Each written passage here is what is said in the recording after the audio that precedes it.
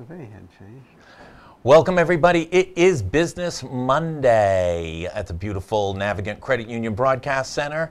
Thank our friends at Deepwater Wind for their sponsorship. I am here on this beautiful sunny day with cha-ching, extra cha-ching today. Revenue numbers are up. Gary Sass, he probably somehow found a way to get some percentage of it. What do you get, 1% off all revenue collected in the state of Rhode Island? Something you put in, some Robert Moses-esque thing you did when you were director of administration? You got it backward. Every April 14th I send a check, and the check is getting bigger and bigger and bigger.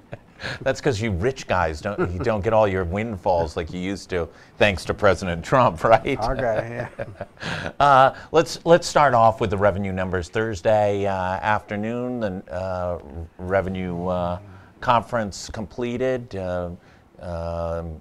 Speaker Nick Mattiello walked over to Kate Nagel on the live on GoLocal and spilled the beans. Up about $120, $130 million over what was estimated over the 2 years. $40 million, he said, were looking like one-time gains from Trump's tax reform. We'll see if they're one time, but they were about $40 million from federal tax reform that helped the state, yes. So are Democrats as upset about tax reform as they were going into it? No, most of the states are experiencing a windfall from tax reform, and there's a real debate going on in several states between spending the money or refunding it back to the taxpayer. And you can imagine the lines that it falls upon. Other states are saying, well, let's take the money and do something big with it, fix our schools, or build something that will last for generations. So most states are experiencing the change, and it bears an explanation. So when you think of your federal tax return, there's adjusted gross income. And most states, about 30 states, start their state tax by adjusted gross income. And there's not too much of a bang for those states because that's just the definition of what adjusted income is. Other states tax taxable income, and because the federal government lowered its rates as it broadened the base and changed exemptions and deductions, the states have a broader base to tax from, and they haven't changed their rates, plus the capital gains increases. So most states will see a windfall from this tax change. In many states, the money will go back to the taxpayers because it wasn't intended for it to be a windfall.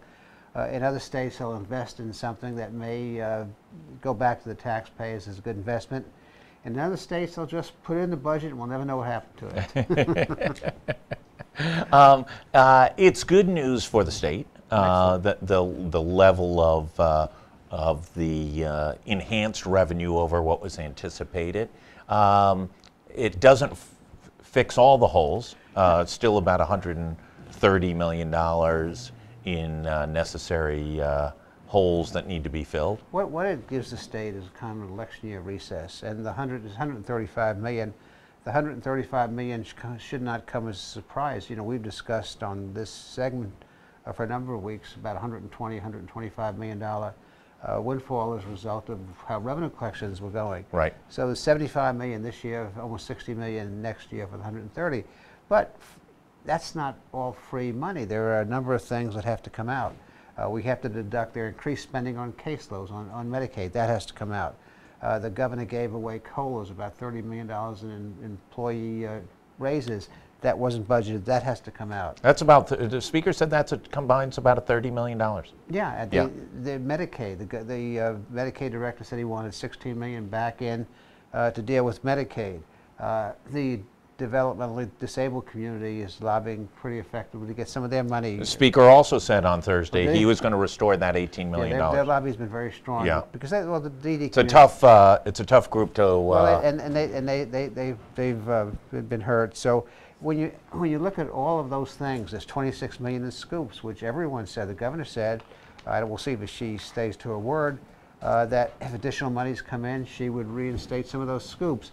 So when you add up all of that money, you get breathing room. You can adopt a more responsible budget than was submitted, but you haven't got a $135 million windfall, and some of it may in fact be one time. it's good news. It takes the pressure off. It's like a pressure cooker. Some of the steam has been let out, but the corned beef is still in the cooker, and it's still cooking, and there's still structural problems. Today at about 9:30, the United States Supreme Court, in the case of filed by Governor Christie on 10th Amendment issues against the NCAA, in a 6-3 ruling. 6-3? 6-3. I thought it was 7-2. Okay. 6-3, and a big mix of not on party lines, as they like to say. It was a hodgepodge in the majority, and came down on the side of former Governor Christie and his lawsuit, allowing functionally states to move forward with sports betting. Somewhat breaks up what was considered much of a monopoly by the state of Nevada, although Delaware had some things and a few other states had a little bit of action on this thing. The governor of Rhode Island, Governor Raimondo, had counted on $23.5 million in next year's budget accordingly on this. So it looks like that's going forward. That's a big savior as well in the budget process. Oh, no question. It still doesn't answer the question, why did you budget money you didn't know you had? So it turned out well. The state's been in the process of choosing a vendor. They've been going back and doing their planning. When we approved gambling at Tiverton and Twin River, it was Class 3 gambling, so it was implicit that well, that's what they're arguing. Well, I was there at the time, and I was director of revenue. We did that, so I think that's so. The case. I don't disagree. Although the percentage of the total gaming is tiny that the state's taking, what I think is missing in the calculation is that there is going to be a significant drop in lottery revenue that could equal or be greater to. And then you've got this X factor of the DraftKings and the FanDuels who say, hey, listen, we're going to get into this game in each of the states that are allowing sports betting. Well, there's a couple of numbers, and then I want to talk about something that's happening in Washington which people haven't discussed yet. If you break down what the lottery is generating, 18 million is coming from table games. Yep. About another 289 million is coming from the VLTs, from the terminals. And the balance comes from various, lottery games. Terminal revenue is down. Yep. It's well down.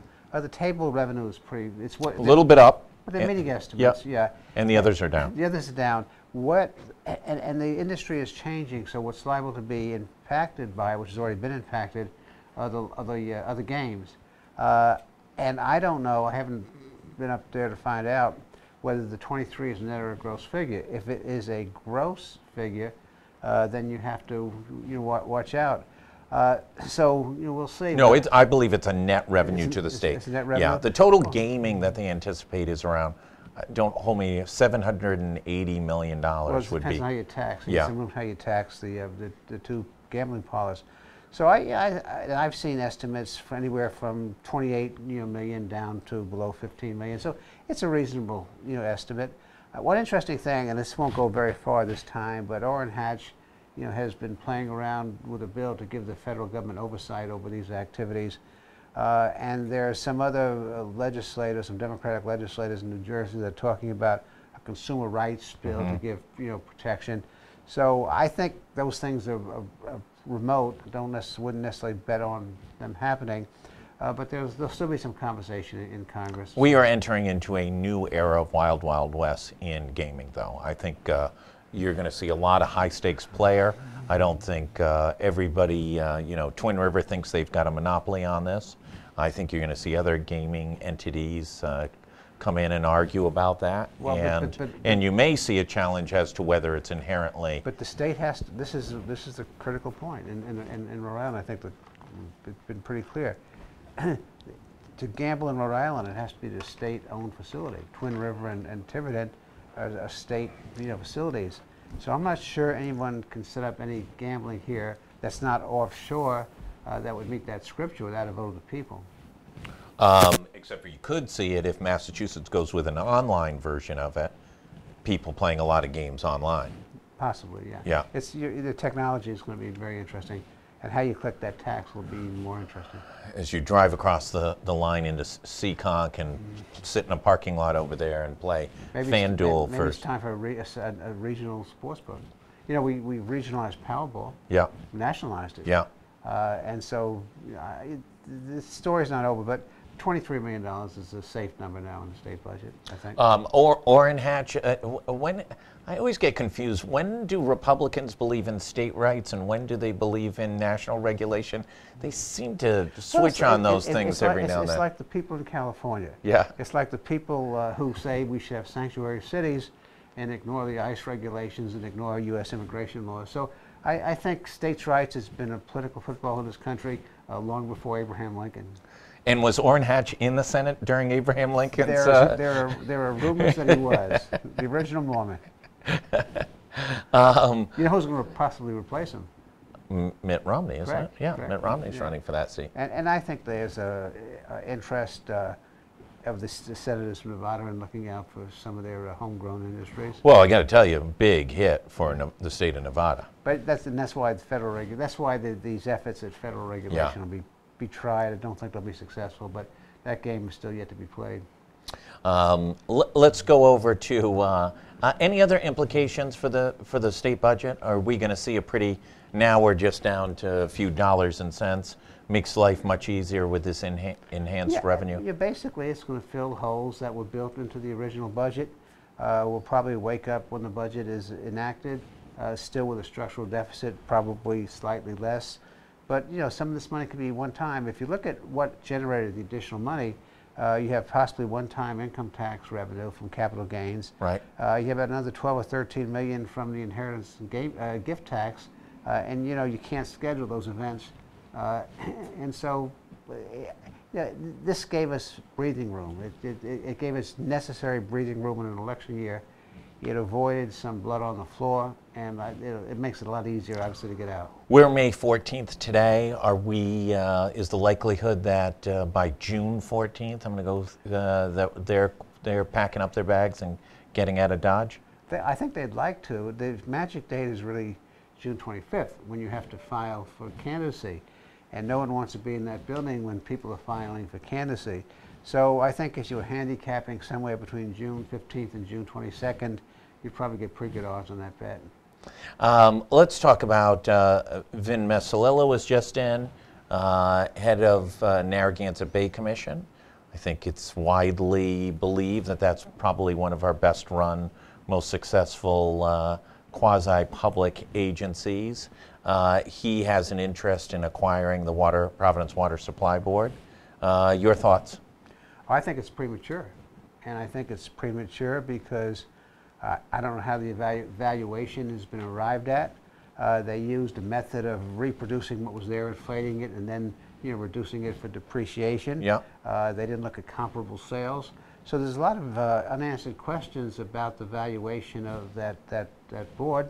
There are questions too of if you're going to use the money to monetize the pension, and you don't reform the pension system, you've bought, again, some breathing time. You haven't really solved anything, and nothing really is going to change. Is that a good way to fix your ongoing pension shortfall, is to sell your major asset? And well, you're not getting a return on your asset right now. PUC's got the city kind of hamstrung. Yeah. So if you're not getting a return on that asset, that I think changes the equation. But it's not a good idea to sell an asset to use one-time money to monetize a problem without solving the problem. That's the key point. So if they were going to sell any asset in the water system, being the elephant in the room, and didn't come up with pension reform, and really serious pension reform of you can't take away vested rights, you have to deal with contract issues, but in the future you sure as hell can make some changes. And they need to have almost a situation where for every dollar they get to reduce the unfunded deficit, from on the revenue side, they get a dollar or a fraction of a dollar on the benefit side out over the next 30 years. They haven't done that. There's not I don't sense there's the political will to do that. I know what Mayor Tavares went through in getting his modest pension reforms, done. So there's a question of how it's valued. There's a question of whether there's... And those are still being litigated. Right. I mean, this 5% COLA or 6% COLA is still in dispute. And there are questions about, whether it's really going to accomplish the objective. And then the other big question, which no one seems to want to answer directly, is how it's going to affect ratepayers. You know, Mm-hmm. let's say it was valued at $350 million, which Sure. is, people have talked about that number. Yep. You know, how is Narragansett Bay or anybody going to capitalize that without getting a revenue stream? Yep. And you know, what are the lenders going to demand as a revenue stream? Well, there's only one revenue stream, and that's you and me. That's the ratepayers. So there are too many unanswered questions. I think it would be. Well, you're down in East Greenwich. You have your own private, what do they bring in bottled water on a daily basis down in East Greenwich? You know, they bring it from France. France directly from France. into Quonset on the Concorde? Do you still have the Concorde? They have parachutes that they drop it, you know, on the playing fields of East Greenwich.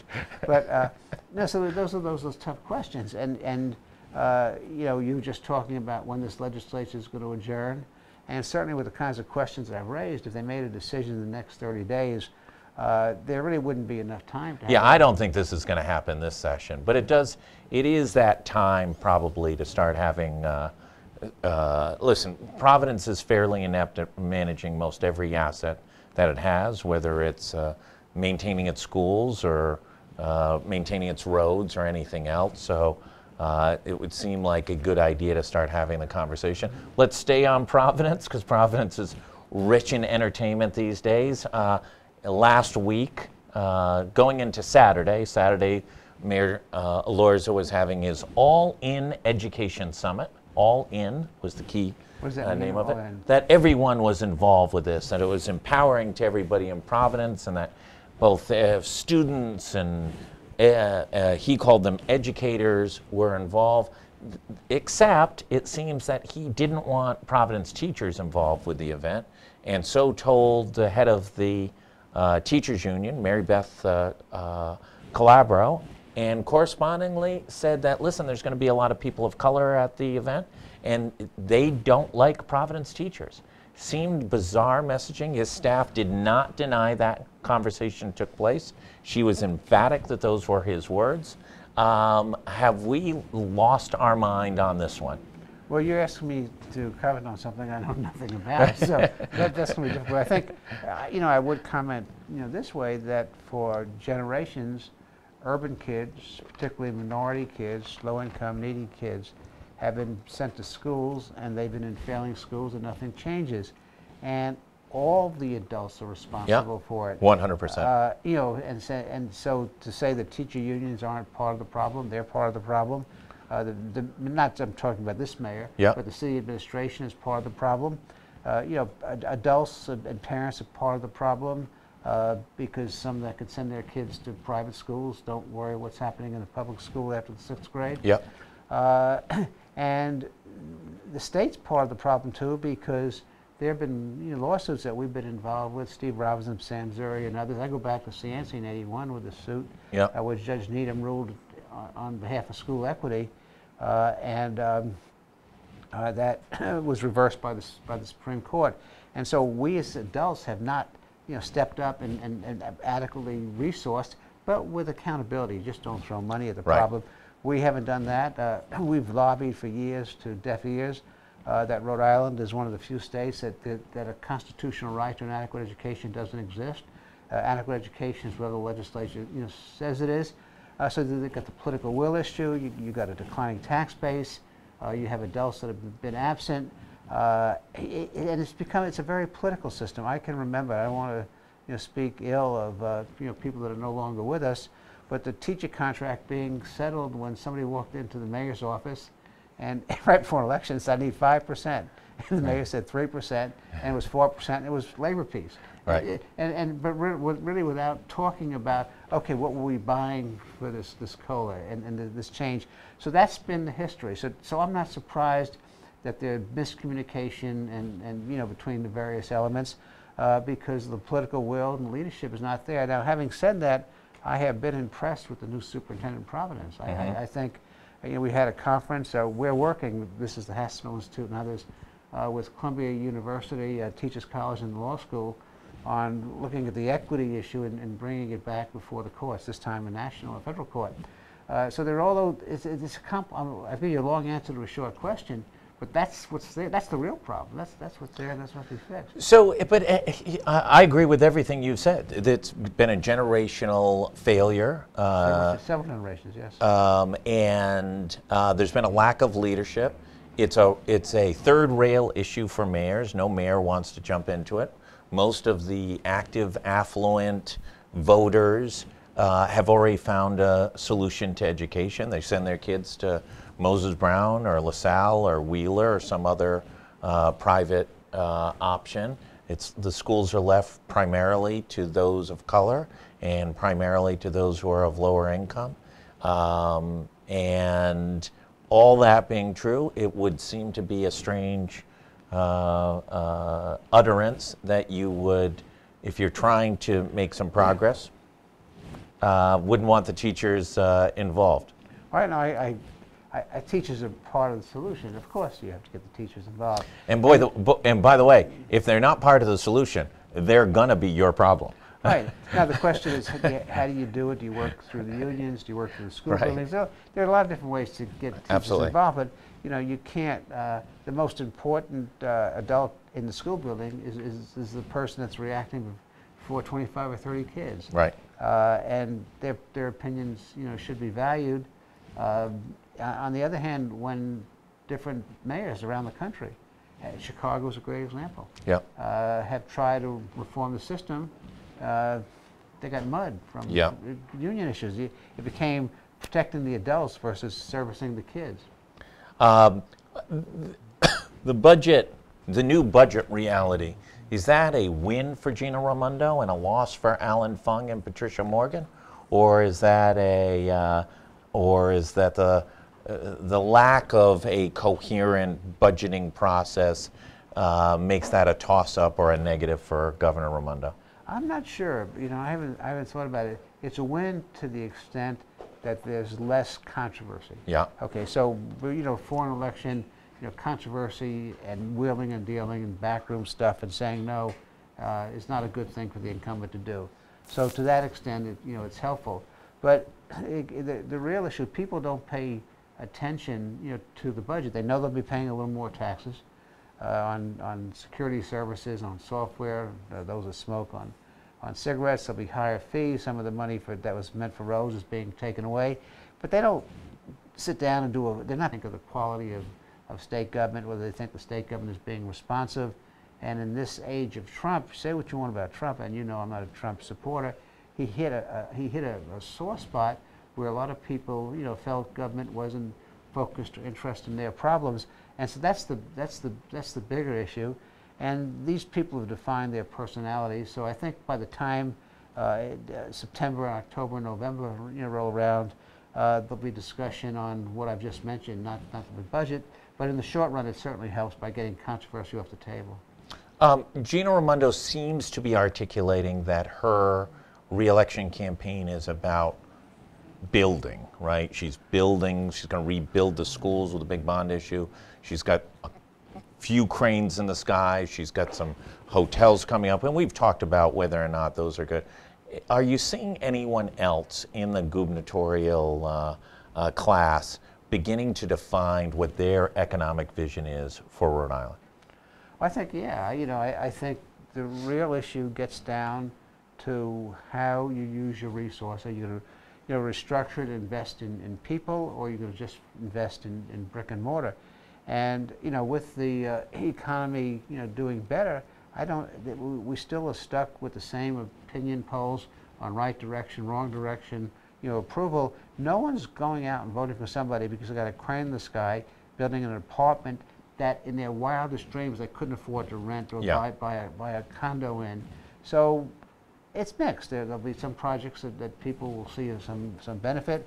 There are projects that you and I might think are good investments, but the average guy, is not going to get too excited about a fancy 46-story structure that a brown kid needs $3,000 a month to move into, because that family's probably not making $3,000 a month. And so there's a basic disconnect. And this has been the problem, I think, for this administration all along, is their focus is top down, not bottom up. And Rhode Island's a small place with a lot of populism before populism was Yeah, we're good at populism. Yeah, and Yeah. so I don't think people see it as a bottom-up strategy. Any other thoughts? Oh, no, it's getting to be spring. It's time to... It's finally spring. I think this is our first spring broadcast. Well, it's a beautiful day outside. It is absolutely a beautiful day. We will let the money man go. There's got to be multiple options in the rest of your afternoon. Is it golfing at Point Judith? No. Is it boating down in Newport? Is it helicoptering someplace? That's giving my dog a bath, actually. Giving his dog a bath. The money man is giving his dog a bath. And with how many assistants? 5, 6, 7 assistants, one to do the pedicure. Well, we have a, one, we yeah, have a you have a nail team. clipper. Yeah. We have a team. Yeah. It's a team dog. Well, it is never dull in Rhode Island. I want to thank the money man, Gary Sass, for joining us on Business Monday here at the Navigant Credit Union Broadcast Center. We're going to be right back with Mr. Innovation, Saul Kaplan, talking about everything from who's innovating and who's being disrupted. We'll be right back.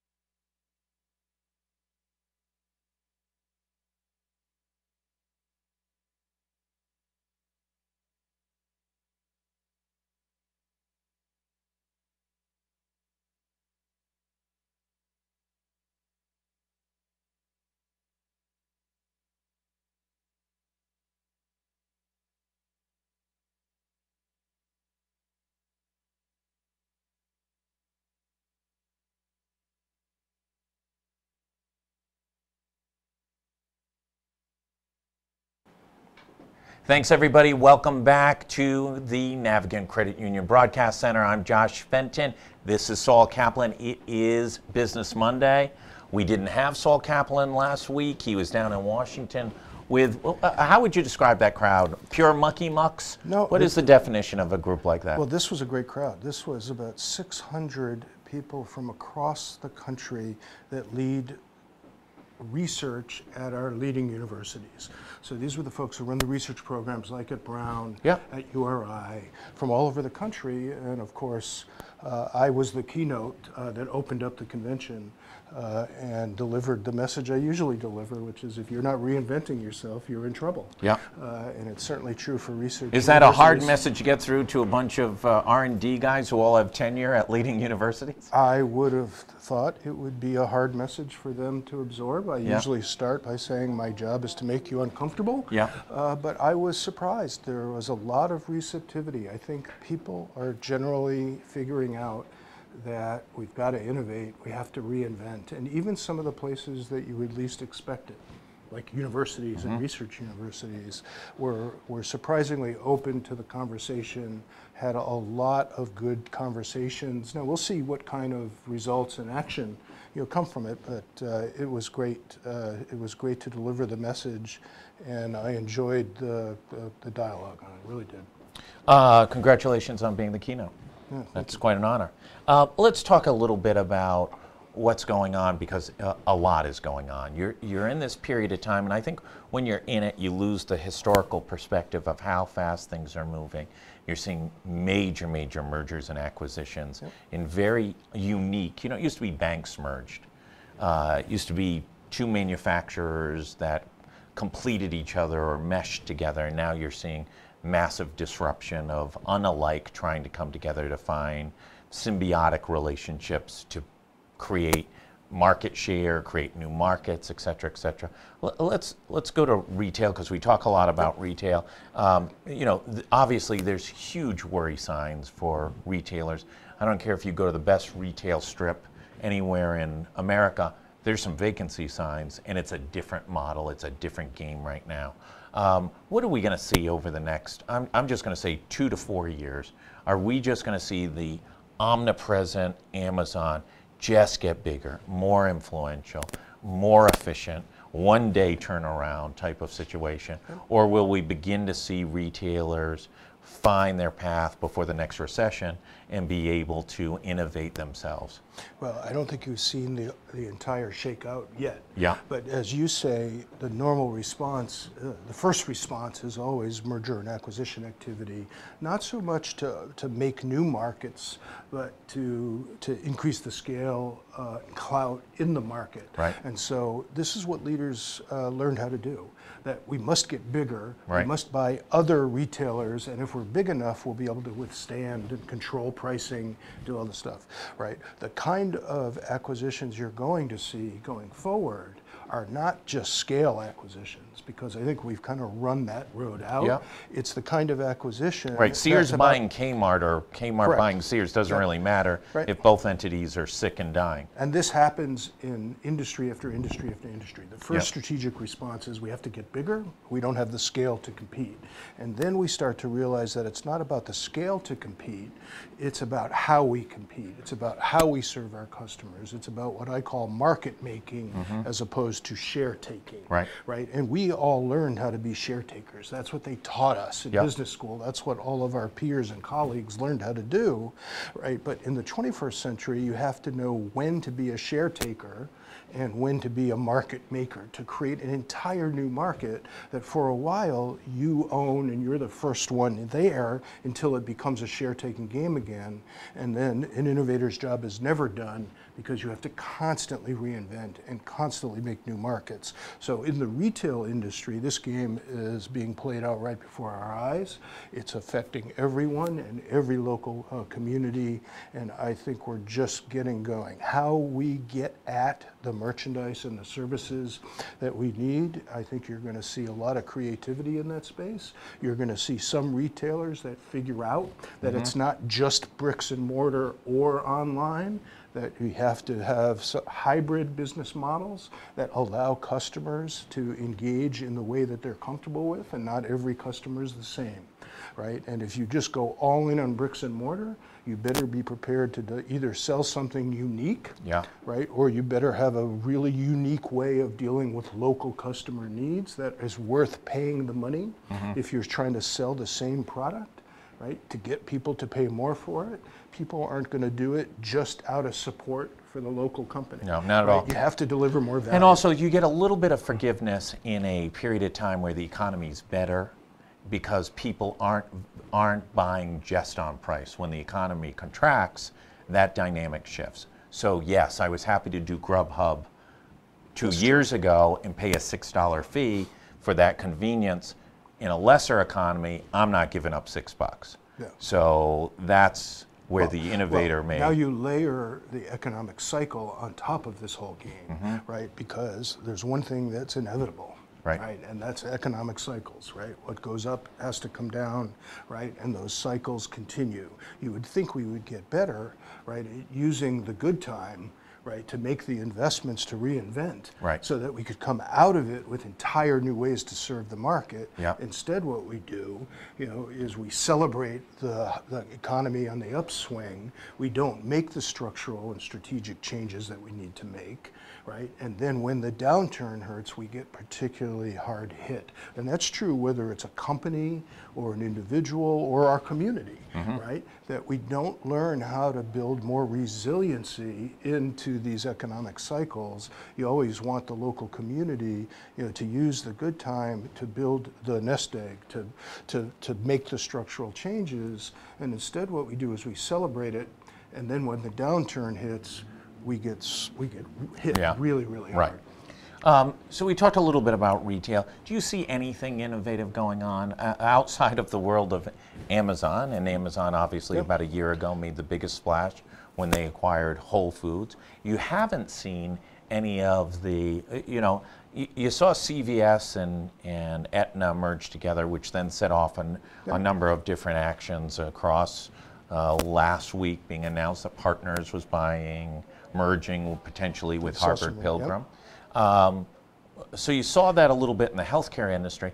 I'm not seeing major retailers, Macy's buying malls. I'm not seeing them making significant acquisitions. Somebody just bought a cool app the other day, but that was about it. Well, there was just a couple of weeks ago, I happened to notice this because I know the woman who founded this, a company called This Is Story, sitting in New York, just got bought by Macy's. Yeah, the one-off cool retailer, right? And Rachel Sheckman, who founded that, has been a Biff storyteller. Crazy cool, right? Yeah. If you've ever been to this store, it takes a story with a partner, and over the course of a period of time, let's say 6 months, all the goods in the store are integrated into this story, and you come in and you feel like you're part of the story, and then the 6 months ends, and then she builds the next story and the next one. And so Macy's just bought this, so I'm really happy for Rachel.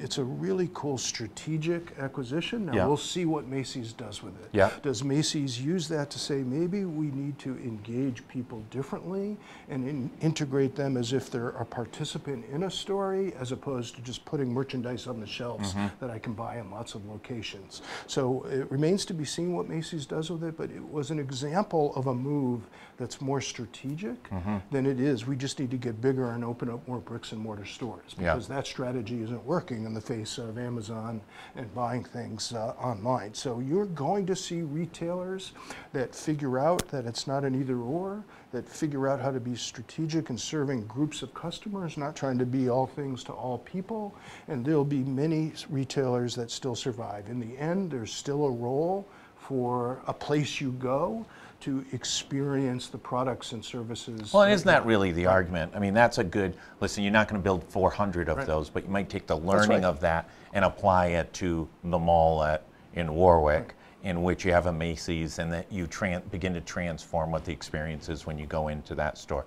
I think everybody's talked about Toys R Us losing that opportunity to entertain and wow and be a place where, it's school vacation week. Where do you want to go? The Children's Museum? No, I want to go to Toys R Us. They have the coolest slide in the world kind of situation.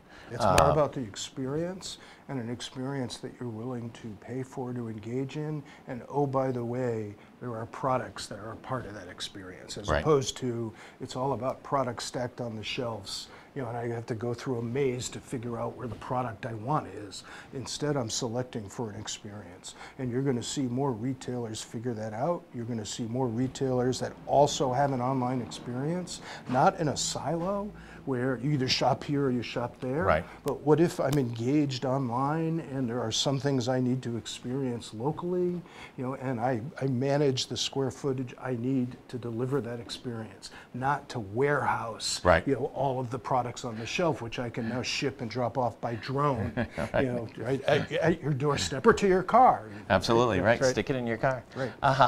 Let's jump over.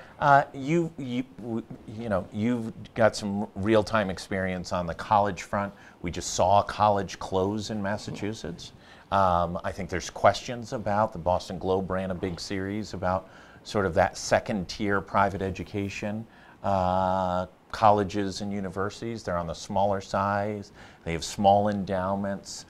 They live and die by as many as 50 students in their overall enrollment. And it looks like, according to the analysis done there, there's a number of schools in New England that are in the danger land. And across the country, not just here in New England, you're going to see a lot of colleges. Talk about customer experience, talk about student experience. All of these institutions have gotten further and further away from understanding the experience of the actual people they're trying to serve. Colleges are no different.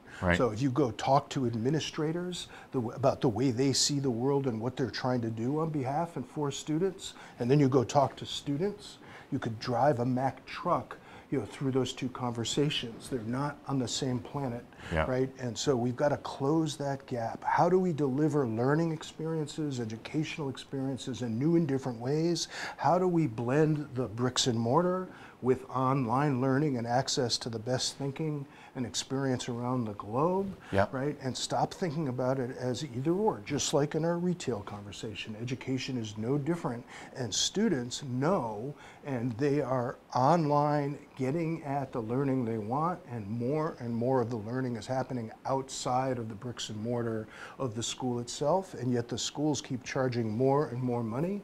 The baby boomers' kids have all graduated from college Yeah. now, so the So market isn't there, and so that's why you see colleges that are going out of business, and you're going to see more of them.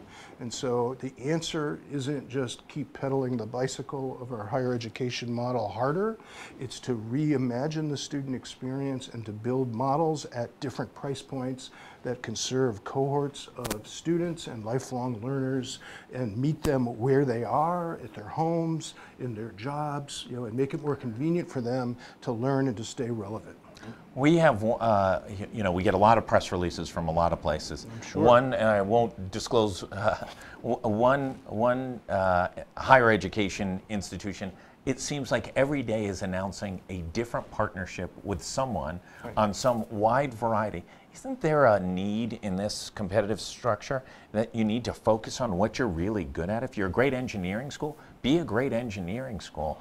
I think that you're going to expedite the process if you really don't know why you're going there. You don't know what they're great at, et cetera, et cetera. If they don't have an alignment between what the market demands, either in the short term or in the long term, either is fine, and what their core competency is, I don't care what the product or the service is, that's a tough road to go. Yeah, and it's changing, right? Yeah, because all the time. What students need and the types of learning platforms that they want to access are not the same old bricks and mortar based stuff. But to your point about partnerships, right? I think being able to source the capabilities necessary to deliver a new experience, right, needs to not just be those capabilities you have within the four walls of your organization, but yes, you should be strategic about where do I go source those capabilities. But most of these partnerships aren't about strategically sourcing capabilities or imagine us actually, you take your superpowers, I'll take mine, and then we mix them up and we do something that neither of us could have done. Most of them are, I'm missing a piece, I need you to plug in that hole, and then they call it a strategic partnership. It's not really, it's a contract, right? I think the most interesting collaboration is about playing with the parts. It's about getting out of these rigid models we're in and building the safe space and the conditions for us to combine and recombine our capabilities. And we should be open to strategically partnering with folks who have access to capabilities that we don't have, that we could use to change the customer experience, in that case, education. And the most creative out there and the innovators out there are doing that every day. The folks that are all in on today's business model and don't believe they're being threatened, right? Even though they're watching these colleges go out of business, they'll say, not us. Of course. We're good. Well, the truth is, I don't care how good you are, you're vulnerable to being disrupted, and students start to seek out other ways to engage and access learning assets. Manufacturing, the governor has spoken about part of Rhode Island's economic growth over the past few years and recovery on unemployment has been in manufacturing. If you read anything from anywhere, you've got to be worried if you're in the manufacturing industry about the impact of a very fast developing expertise and competencies and technical abilities in both robotics and in artificial intelligence. Darrell West, who's just come out with a book at Brookings, and if you've read any of about it, the numbers are petrifying for certain business segments. I think petrifying for all business sectors, but especially for some like manufacturing. What are you seeing out there, and there's going to be an economic impact with literally hundreds of thousands of workers being displaced by more efficient, less costly, more productive pieces of technology. So first of all, I'm a little bit of a heretic on this issue because I think I don't think manufacturing is an industry sector. I think manufacturing is a capability. Okay. You make something. Yeah. That doesn't define the industry you're in. Although when you go back and look at the old industrial economy, we tend to say you're a manufacturer, Right. you aren't. Yep. Go look at almost any company today, right? Almost any of them, even the big tech service companies, they make some stuff, Yeah. right? And so they have to figure out how to make it. If you unbundle manufacturing from the old school definition of a manufacturing industry, which really doesn't exist, right? You can start to say, how do we source the capability to make stuff, and what type of manufacturing makes sense here, and the stuff that's on a steep learning curve that taps into our knowledge base and our colleges and universities. We can manufacture again. We just can't manufacture in a way that we conjure up the old industrial economy, right? Well, let There's me a give you an difference. example, though. Adesia down in North Yeah. Kingstown, they bought a robot. Right. Funded partially by Alex and Ani. Yep. And that robot, and don't hold me to the exact numbers, but is 5 times more efficient than the group that was manufacturing, and displaced 20 people. Right. Now, they're a company about service, and they kept those other 20 people on, but that robot probably limited 20 additional people in that That's right. organizations from being hired over that period of time. No one lost their job because of that robot, but maybe 20 people didn't get hired because of If we that still robot. did it the old way, but if they still did it the old way, maybe they wouldn't be in business and nobody would have a job. Another example here locally, you just saw that Amgen, Yeah. is making a big strategic investment Right. in the local manufacturing plant, Right. Right, and you know how they positioned it within Yeah. Amgen? They positioned it as being one of the best across their whole network of manufacturing. There's lots of places they could have done this, as being on the steep learning curve to invent new manufacturing processes. You can bet those folks down at Amgen are using every technology at their disposal to Yeah, the do net- that as efficiently as they can, and they've created lots of good jobs around that. Maybe not as much if it was old school manufacturing that required more people, but the fact that that plant still exists here in New England, Yeah. that they're putting more and more capital into it, is only because the local team here positioned amongst the corporate headquarters that this is the place where we can move much more quickly and use new technologies for the best manufacturing process, and justified the investment here. If you're not on that curve, you're going to get killed. I don't disagree one bit on there's going to be other jobs created as we move to more efficient manufacturing processes in engineering and design and computer science. But there's going to be a gap between, once again, the most educated, affluent are going to have lots of demands and lots of job opportunities. Absolutely. But those older school, and it's going to happen rapidly. But again, follow my logic around manufacturing as I a mean, Donald capability. Trump won the state of West Virginia by 40 points, I know. and in part Where a lot because of the old school promising promising to that those restore jobs are coal coming back. manufacturing. I don't see them coming back coal too jobs, quickly. right. But play this out all the way to the consumer. We now have technology where we can all make stuff. I can buy a 3D printer, Right. and I could put it into my home, right? And I could take a CAD design and I could actually make something. I could Right. design something and make something in my own home. So now, instead of it being in a manufacturing industry in a traditional sense, what if we were all makers? Right. What if we could all take ideas and actually use a local technology to make it and to meet the needs of customers in my area, right? Or maybe export those things outside. So this notion of old manufacturing isn't coming back. New manufacturing, what's not going away is making stuff. We still have to make stuff. The question is it a centralized, we make it all in China, Right. and then put it on a boat, to send it here, or maybe you can make something that I really want, Yeah. right? But it doesn't matter to me whether you make it for 18 million people. If you made it for me and I pay Right. you for it, so maybe we could actually become manufacturers ourselves. in retailers. Yeah.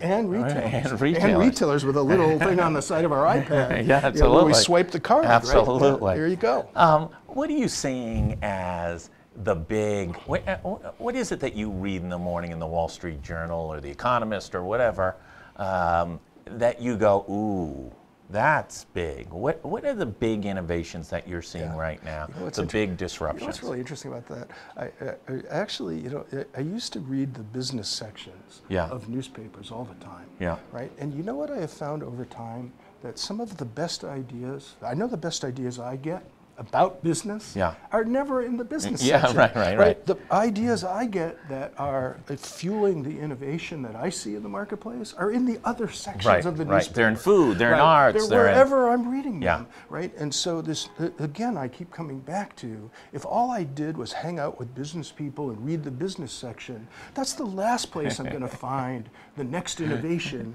for how to serve customers scrap better. it. What did you see in what have you seen recently that you just say, wow, that is it. That's the next game changer. That's the next wow factor. Yeah. Well, lately, I mean, I go in moods and phases like everybody else here. But I've been trying to wrap my mind around blockchain.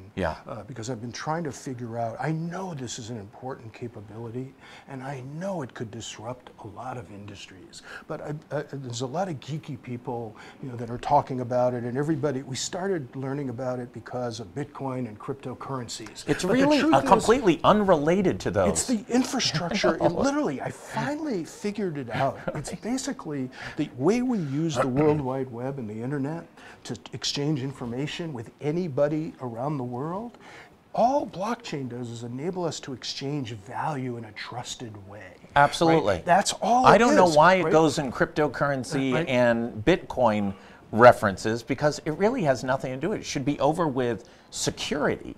It really is a secure way of transferring information. Of transferring value. Yes. It's more than just information, because the web allows us to transfer information. But imagine if, I'll use a silly example, a goat herder in Afghanistan, is trying to make him and his family's life better, right? And has incredible goats to sell, right? How does he market them? How does he find a customer? What blockchain allows us, I could sit here in Providence, Rhode Island, right? And blockchain would enable me to have a trusted and secure connection, to that goat herder in Afghanistan, where we could exchange value, some way to say how much the goat's worth, right? I could translate that information in a way he could trust. Right now, we have so many intermediaries in that transaction, and the friction and the transaction. We're hoping eBay's trustworthy. So now I can personally establish a trust relationship with anyone in the world, not just to share a message, but to actually exchange value. When that happens, what you're doing is unleashing the economic potential of everyone in the world, provided you don't block access to the tools, right? And we don't get in the way of that. You could transform economies in a way that's much more democratized, to where everybody that has a connection to the internet would have the ability to be in business, right? Yeah, I mean, I've had this conversation with people in blockchain. Listen, I think it is a much more secure way of transferring, as there is no lock that has not been able to be picked. So I just think we need to be slightly realistic about the innovation of the evil is equally as strong as like any the innovation. New technology. Right. Any new, these technologies are agnostic. Their technologies aren't being used for good because the technology says so. It's people, it's us, it's humans that decide how these technologies are used, right? When I was in the agency world, we got hired by a British firm that had raised $100 million. It was a hardware to go on websites that was supposedly going to create a level of security that was unmatched. And I was meeting with the CEO, and he said, listen, this is unhackable. And his goal was to get in a feature story in the Wall Street Journal. I said, that's not a problem. We're going to put $1 million bounty on a website, and we're going to say, all the hackers in the world, we're going to broadcast it. To come and hack the site, he said, whoa, we can't do that. Well, okay, then that was hackable. Maybe it was a very small percentage that could hack it, but the reality, I don't disagree that we've got to be thoughtful about the security and what information we share and how we exchange value. But this trend could disrupt. Listen, it's mainstream now. I don't know if you watch Silicon Valley, but this last episode, they floated an initial coin offering for Pied Piper, right? And so when it's on Silicon Valley, on TV, that this isn't just just a bunch of geeks that are thinking about it, right? So this stuff is coming, which basically disrupts all of the institutions that think they know better, Right. and the way this is supposed to go, and it lets us mortals actually participate, to exchange value, to raise money if we have a good idea, right? Not having to jump through 8,000 hoops, which is really just a barrier to entrepreneurial activity. Right. And if you haven't had the pleasure of working with venture capitalists, you've had no pleasure at all in your life. I say disrupt away. You cannot disrupt fast enough. Let's jump to our always end segment, Biff.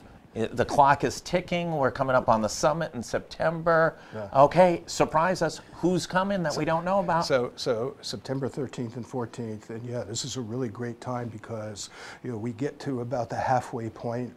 There are 32 storytellers. So the first 16 or so are easy, and then the next 16 we have to be really thoughtful about what mix we want. You don't want to waste a spot either. And so every spot becomes more valuable. So I appreciate you asking me. So this week, my friend Dave Gray, who I've known a long time, he's been to Biff before.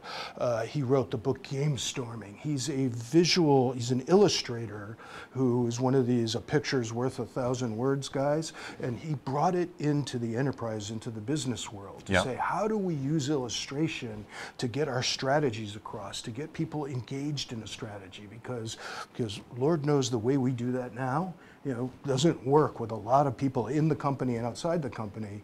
And he's brilliant about that idea and has done all kinds of related things to that. He just launched a new effort called the School of the Possible, and he started talking about education and disrupting education. He's just launching a new platform to bring people together onto an online platform to learn together, so that we can all stay relevant. Dave Gray will be a storyteller. That's great. In September. Really, and that it is so true. We added Bob Alley, the illustrator, one of the most famous illustrators, children's book illustrators in the world. He does Paddington Bear, and we added him as our political cartoonist. And oh my God, the reaction off his Sunday cartoons is just priceless. Yeah, it's just another form of storytelling and engaging. Yeah.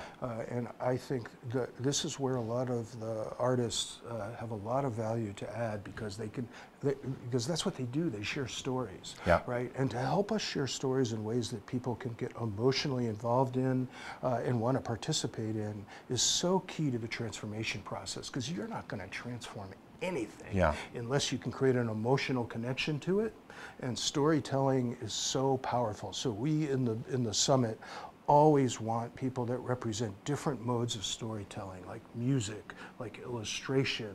All of these things are such important tools for us, right, to be able to engage people emotionally in creating a better future. I appreciate it. I think everybody, the Biff Summit is as good a time as there is for just making the brain think. It's just such a remarkable. First of all, it's so rare you get away from whatever you're doing for blocks of periods of time and to listen to somebody sort of uninterrupted. That's first and foremost. Second is the stories are just so inspiring and amazing, and and then you read about the young artist who the other day, whose mother came in and showed his art last year. Oh my goodness. And that's playing out bigger and bigger around the country now. That's the thing that makes me most proud, is that a lot of these, what we call random collisions of unusual suspects making a ruckus, play out every day of the year as people connect with people at our summit, and then those connections ripple, and it's such a source of pride for all of us at Biff when you see that story, and that's a really good one. Well, I want to thank everybody. Thank Gary Sass. Thank Saul Kaplan. We'll be back tomorrow. It's a super busy week this week on GoLocal Live. Kate will be back tomorrow with a packed hour. Wednesday, we've got a combination of Kate and The Taste at the 3 o'clock hour. Thursday, we're live at the State House, and then we're doing a special event over at the Pavilion at Grace Church, bringing in some national folks and buttressing them with some local folks. Mike Sheehan from the Boston Globe, former president, also had been head of Hill Holiday in Boston, one of the largest ad agencies in the country, for about 10 years. He'll be joined by Jim Murphy, former political director for President Donald Trump, and our Bob Whitcomb and our Kate Nagel. So I think that's a look at where's America going. And then Friday, we're going live to East Greenwich. We're going to spend the midday portion of the day down there talking to all sorts of folks from East Greenwich. So super busy day, super busy week here at GoLocal Live. Thanks everybody for tuning in, and thanks our friends at Deepwater and of course at Navigant Credit Union. We'll see you tomorrow at the 3 o'clock hour.